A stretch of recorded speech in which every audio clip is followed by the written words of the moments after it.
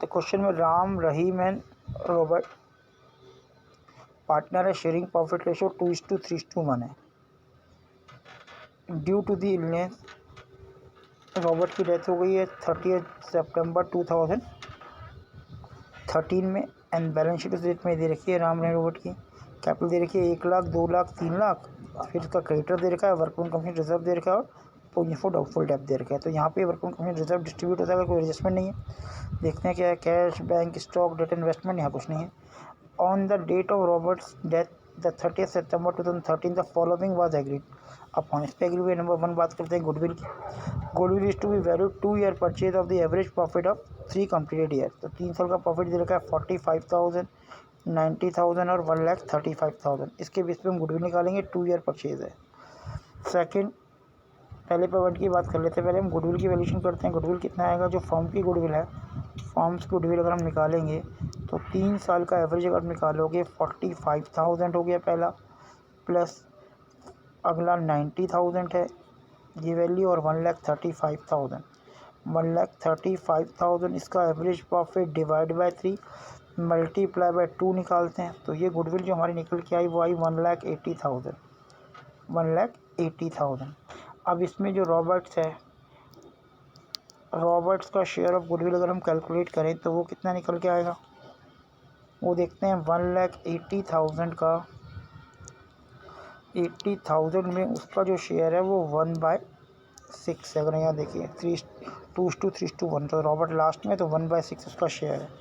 तो निकल के आ गया आपका 30,000। और ये जो 30,000 है वो राम और रहीम बियर करेंगे किस रेशो में, क्वेश्चन में नई रेशो नहीं गिवन, तो 2:3 में बियर करेंगे। 30,000 को 2:3 में बियर करेंगे। तो उसकी अगर हम एंट्री बनाएं तो Ram account debit, Rahim account debit to Robert, कितना आ जाएगा, 30,000 यहाँ आएगा और 2:3 रेशो, जो कि ये रेशो है यहाँ देखो 2:3, जो उसमें बढ़ जाएगा 12,000 और 18,000। मतलब रॉबर्ट की क्रेडिट साइड में 12, 18 राम और रहीम के नाम पे आ जाएंगे। तो ये ट्रीटमेंट तो हमारी गुडविल की हो गई। अब सेकंड पॉइंट में आते हैं। सेकंड पॉइंट कह रहा है कि Robert share of profit is the date of death calculate on the base of the average profit of last 3 year. तो उसका शेयर ऑफ प्रॉफिट अगर हम निकालेंगे, profit and loss second working note जो बनेगा, रॉबर्ट का शेयर ऑफ प्रॉफिट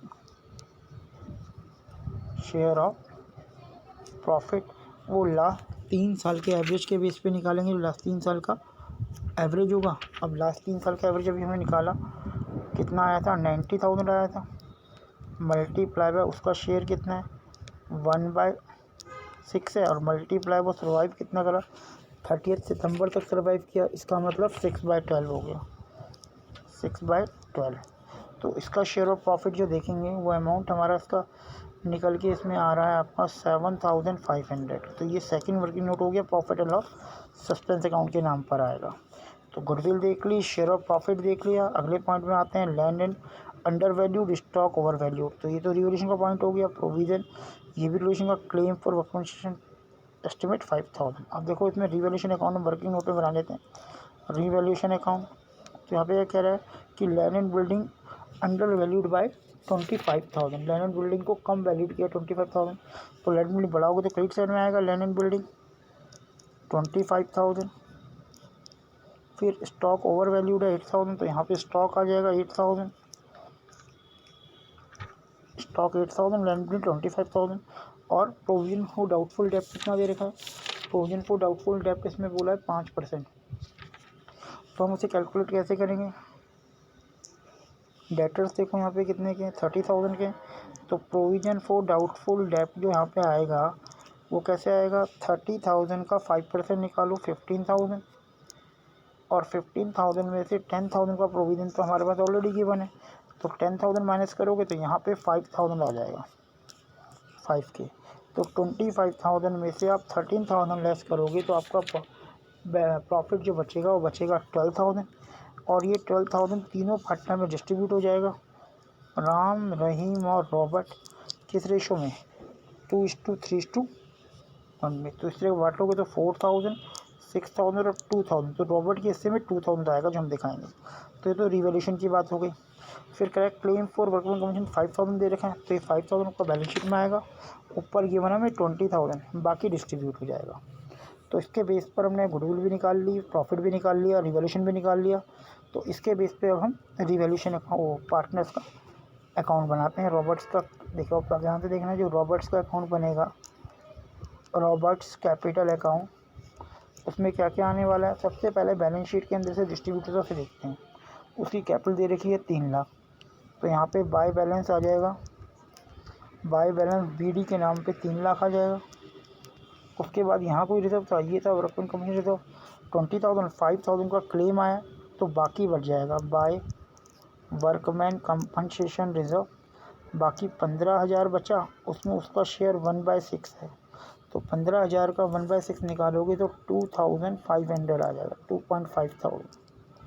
फिर profit share, अगर हम इसकी बात करें, जो हमने इसका प्रॉफिट निकाला है by profit and loss suspense account, profit and loss suspense account जो हमारा आएगा, उसका प्रॉफिट कितना निकला वो हमने कैलकुलेट कर लिया, वो आ रहा है 7,500, अभी हमने वर्किंग नोट पे करा था, ठीक है। फिर बाय गुडविल जो थी राम और रहीम, जो हमने निकाली थी, उसकी कितनी आई थी हमारी गुडविल, 30,000, 12,000 राम और 18,000 रहीम।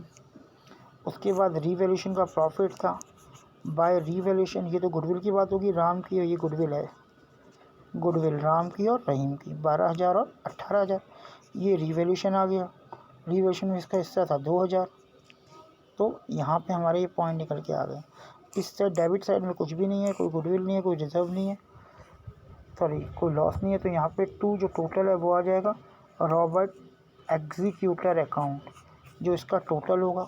अब इसका टोटल हमारा आ रहा है 3,42,000, तो ये 3,42,000 हमारा इधर आ जाएगा।